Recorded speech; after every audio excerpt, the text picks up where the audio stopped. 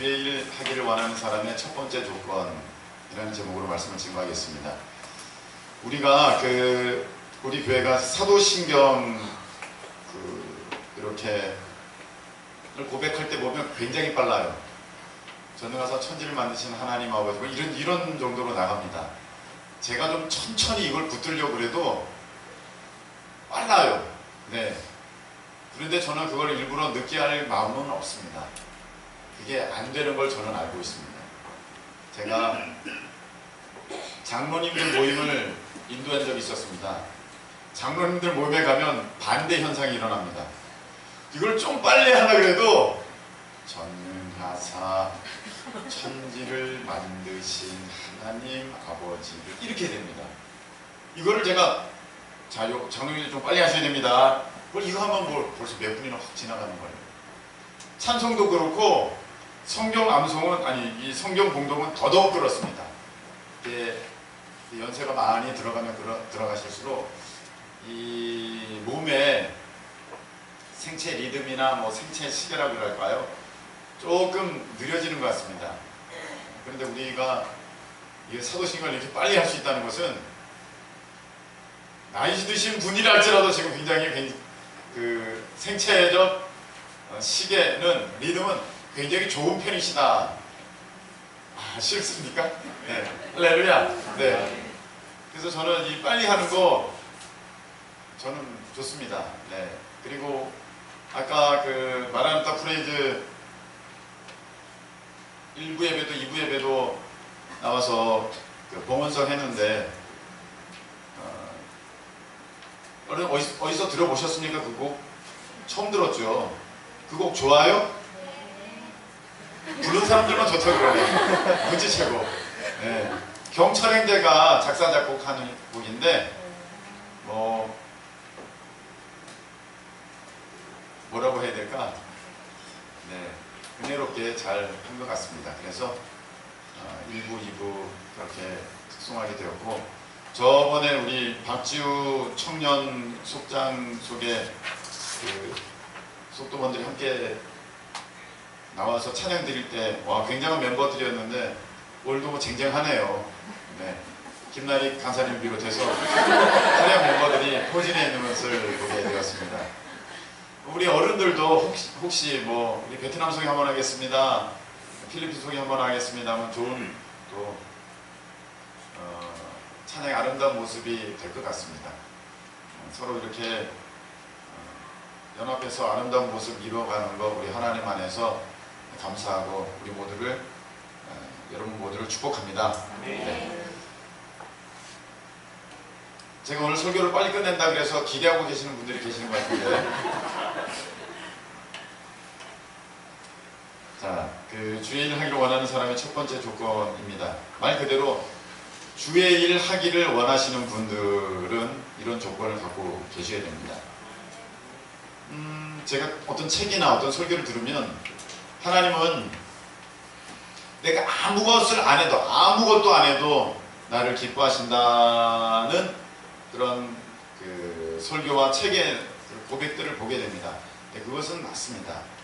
자녀를 미워하는 부모가 어디 있습니까? 자녀가 뭘 하든 간에 다 이쁘고 다 그렇죠. 그런데 자녀가 이쁘고 자녀가 다 이렇게 복되고 다 그렇습니다만, 자녀가 다 컸는데 매일 집안에 있다. 그러면 부모 입장에서는 속 터집니다. 네, 일할 때는 일해야 됩니다. 성경에 보면 우리가 하나님의 자녀이지만 이제 예수 그리스도 안에서 복음의 일꾼이 되었습니다.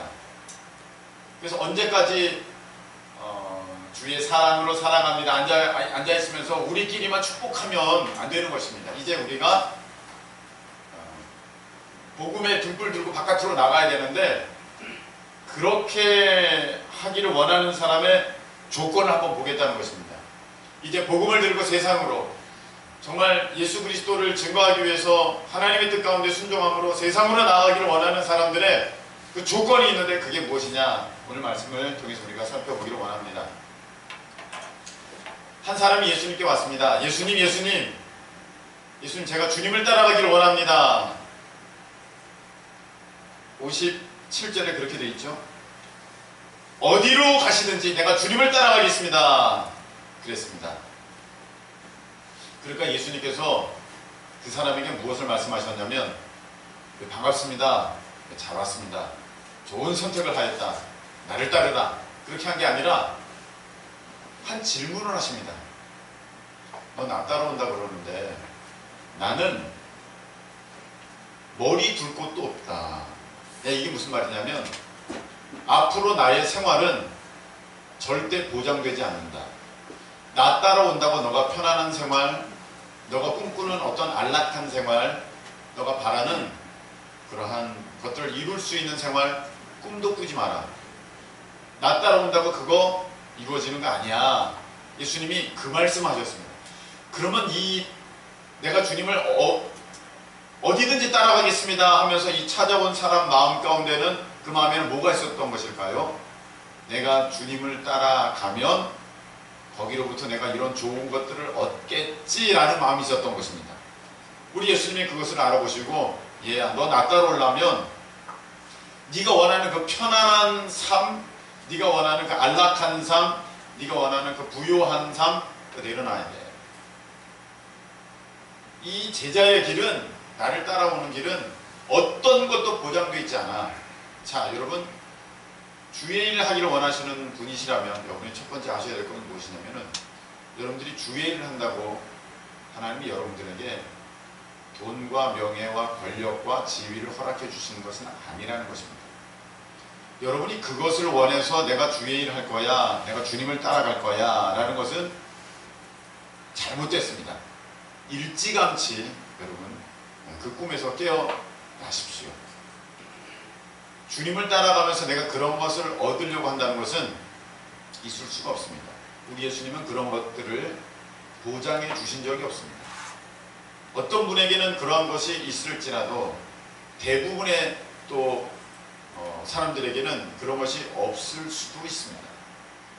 그래서 여러분이 주의 일 하기를 원해서 따라가기를 원하는, 주의 일 하기를 원하는 사람으로 예수님의 제자로 살기를 원하는 사람이라면 첫 번째 조건이 무엇이냐? 내 욕심을 이루려고 예수님을 따라가는 그런 모습은 안 된다. 내 꿈, 소원 성취를 이루려고 내가 주의 일 합니다. 이것은 안 된다는 것입니다. 자, 두 번째 보겠습니다.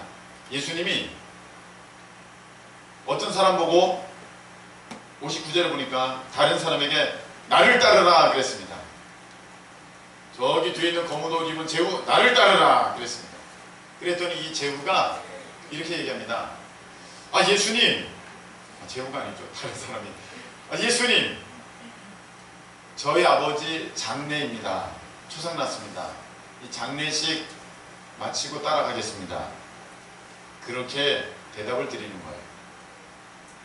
예수님께서 그 많은 사람 중에 한 명을 지목했는데 왜 하필이면 이 초상난 집, 장례난 집에 그 사람을 지목하셨을까? 예수님 지목한 손길이 무한하게, 그러니 아이고 미안해, 내가 잘못했네, 그럼 너가 올래? 이렇게 하신 게 아니고 예수님께서는 아시고 그 사람을 지목하셨습니다. 그 사람이 지금 당한 상황은 어떤 상황입니까?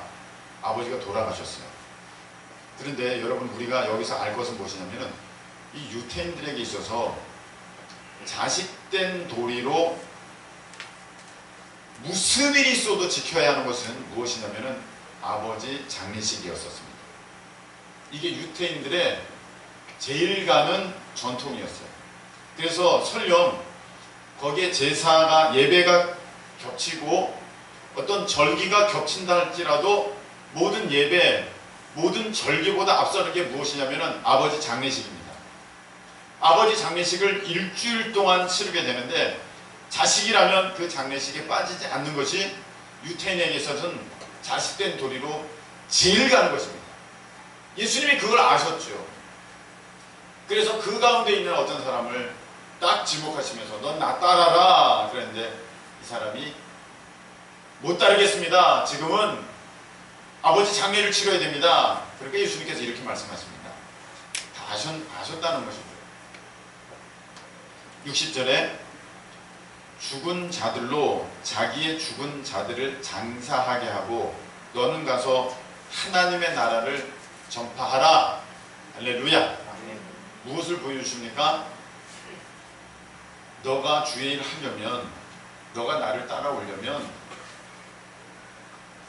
하나님 나라가, 복음 전파가, 하나님의 뜻에 대한 순종이 제일 우선순위가 돼야 돼 라는 것입니다. 첫 번째 사람에게 주신 말씀은, 메시지는 무엇입니까? 너 나 따라올래? 나 따라온다고 너가 원하는 거 이루어지지 않아. 그런데도 따라올래? 그러면 제가 좀 다시 한번 생각해 볼게요. 그게 첫 번째 사람이었고, 두 번째 사람은 너가 정말 하나님의 일을 하기를 원한다면 너 우선순위 오직 하나님께만 둬야 돼. 그래야 너가 하나님의 일을 할 수 있어. 이 말씀 하신 것입니다. 자, 세 번째 보겠습니다. 첫 번째 사람도 지켜보고 있었고, 두 번째 경우도 지켜보고 있었던, 첫 번째는 무엇입니까? 자기가 예수님 따라가겠다는 것이고, 두 번째는 예수님이 나 따라오라고 예수님이 손짓한 사람입니다.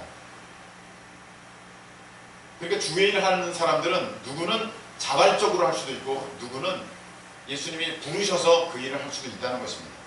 근데 이것저것 다 살펴보고 있던 세 번째 사람이 예수님께 이렇게 자기 딴에는 굉장히 지혜로운 대답을 이제 합니다. 61절 보니까 주여 내가 주를 따라가겠습니다마는, 벌써 이제 뭔가 이제 차원 높은 이제 질문을, 요청을 드리고 있는 거예요. 벌써 조건들이 다 갖추어져 있습니다. 제가 주님을 따라가겠습니다마는 가족들에게 가서 작별 인사하고 오게 해 주십시오. 이 요청을 드립니다. 이게 세 번째입니다. 그러니까 예수님께서는 이렇게 말씀하십니다. 손에 쟁기를 들고 뒤를 돌아보는 자는 하나님 나라에 합당하지 않다. 이것은 손에 쟁기를 들고 뒤를 돌아보는 자라는 것은 그 당시 속담입니다. 예수님께서 속담을 인용해서 그 교훈적 메시지를 전하고 계시는데, 여러분 밭고랑을 갈 때 이거를 밭만 보면서 계속 이렇게 파야 이게 고랑이 똑바로 되는 건데, 이걸 파면서 사방 이렇게 쳐다보면 이게 됩니까? 안 됩니까? 이게 안 되거든요. 이게 똑바로 파지지가 않아요. 그래서 이 쟁기를 손에 들고 뒤를 돌아보는 자는 이 합당하지 않다는 것은, 자기가 주의를 한다고 하면서 사방에 대한 관심을 끊어버리지 못하고 세상을 쳐다본다면 하나님 일을 할 수가 없다는 것입니다. 오늘 예수님께서는 이 세 명을 통해서 하나님의 나라의 일꾼으로서, 복음의 일꾼으로서 예수 그리스도를 따르는 제자로서의 삶을 살아갈 때 어떠해야 함을 보여주고 계시는데, 너가 나 따라온다고 세상적인 거 얻으려는 생각, 그거 버려. 너가 하나님의 일을 하려고 하느냐? 그러면 우선순위를 하나님의 일에, 하나님께 우선순위를 둬야 너가 주의 일을 할 수 있어. 세 번째, 너가 주의 일을 한다고 하면서 사방 신경 쓰면 너 아무 일도 못해. 예수께서 이 말씀을 주시는 것입니다. 여러분, 우리가 어떤 일을 할 때 여러 가지 신경 쓰면요, 그 한 일도 못합니다. 그냥 이거 하겠어요 하고 그렇게 나가야지, 그래 일이 되는 것이지, 이거 생각해보고 저것 생각해보면요 어떤 일도 되지 않습니다. 자, 주의 일 하기를 원하는 사람의 첫 번째 조건이 무엇일까요? 아직 답은 안 나왔어요. 그냥 이런 경우 저런 경우 세 번의 경우를 살펴본 것입니다. 요즘 날이 너무 더운 것 같습니다. 그래서 길을 가다가 횡단보도를 건너게 되면 여러분 어떻게 하세요? 그늘 찾아요. 그늘 찾아가지고 그늘에 이렇게 숨어 있어요. 신호바뀌면 이제 나와서 이제 건너가야 되는데, 그래도 덥기는 하죠. 그래도 이제 그늘 밑에 숨어 있으려 합니다. 나무 그늘이 굉장히 지금 나무 그늘이 필요한 때인 것 같아요. 그래서 어느 날 제가 횡단보도를, 어느 날이 아니죠, 엊그제인가 횡단보도를 건너가는데 나무 밑에 이렇게 딱 숨어 있었어요. 숨어 있는 게 아니고 그늘 밑에 피해 있었습니다. 이런 생각하게 됩니다. 나무는 어떨까? 나는 나무 밑에 그늘에 피하는데 나무는 어떨까? 여러분, 나무도 계절을 알아요. 계절을 아니까 지가 이파리가 떨어지기도 하고 지가 이파리가 나오기도 하고 이파리가 무성해지기도 하는 것이죠. 계절을 알아요. 얘도 말라버릴 때가 있어요. 잎이 마를 때가 있어요. 무슨 말입니까? 뜨거운 건 안다는 거예요. 잎이 탈 때도 있습니다. 이렇게 말라서 타버릴 때도 있습니다. 너무 직사광선 쐬면 타버리는 그런 식물도 있거든요. 알아요. 이게 뜨겁다는 것을. 그런데 나무는 그냥 그 자리에 있는 거예요. 엄청 뜨거워도 그냥 있는 거예요. 하루 종일. 뜨거워하면서 나무가 막 움직이면 그것도 큰일이죠. 나무는 그냥 있어요. 태풍이 분다고 합니다. 사람들은 피하고 자동차도 피하고 막 다 피하는데 뭐는 있어야 돼요? 나무는 있어야 돼요. 나무는 있어야 돼요. 만일에 태풍이 온다고 땡볕이 너무 뜨겁다고 나무를 옮겨 심기 시작하면 그 나무는 죽습니다. 여러분, 우리가 상황이나 환경이나 어떠한 그 조건에 따라서 움직이기 시작하면 우리는 열매 맺지 못해요. 그래서 예수님께서는 이 말씀하셨습니다. 간단하게 말씀하셨어요. 누구든지 나를 따라오려거든 자기를 어떻게 하고 부인하고, 이게 첫 번째 조건이에요. 자기를 부인하고. 자, 첫 번째 사람 보십시다. 자기를 부인한다. 뭐입니까? 자기가 이 세상에서 원하는 것들을 주님 안에서 내려놓는 그 모습이 있어야 그 사람은 따라갈 수 있어요. 두 번째 봅시다. 자기를 부인하고. 내 안에 우선순위들이 많아요. 그러나 그런 것들을 다 내려놓고 다 부인하고 우리 하나님 원하시는 뜻, 주의 말씀에 대한 순종, 그것이 가장 우선순위가 될 때 그 사람은 예수 그리스도의 제자가 될 수 있으며 하나님 나라의 일꾼으로서 설 수가 있는 것입니다. 자기를 부인하고. 세 번째가 무엇입니까? 주의 일 한다고 하면서 사방 관심, 사방 어떤 자기가 관여하는 것들, 그걸 다 해야 되는 사람들, 어떤 것도 못해요. 자기를 부인하고. 그래서 때로는 집안 행사도, 때로는 자식의 어떠한 요청도, 때로는 가족의 중요한 대소사도 내려놓고, 그래야만 주의 일을 할 수 있는 사람이 된다는 것입니다. 첫 번째 조건이 무엇입니까? 자기 부인이에요. 자기를 자꾸 인정하고 그리고 그것을 받아들이고 용납하고 세워간다면 여러분, 하나님 나라에 합당하지 않습니다. 어떤 일도 이룰 수가 없습니다. 그래서 이 세 가지 경우에 해당되는 사람들을 바라보면서 저는 어떤 사람은 자기 욕심 때문에 막 하는 사람도 있고, 어떤 사람은 우선순위가 잘못돼가지고 주의 일을 못하는 사람도 있고, 어떤 사람은 사방에 관심 많고 사방에 사랑, 자기의 그 사랑의 그런 표현들이 끊어지지 않아가지고 그것도 좋아하고 이것도 좋아하고 해서 매달리는 것을 보면서 그래서 하나님이 일을 못하는구나. 그 모든 근본적인 것이 뭐예요? 자기 부인이 아직도 안 됐다는 것입니다. 오늘 말씀 뵙겠습니다. 우리가 예수님의 제자로 따라가려면 자기를 내려놓는 그것이 먼저 있어야 됩니다. 그렇지 않고서는 절대 따라갈 수 없습니다. 기도하겠습니다.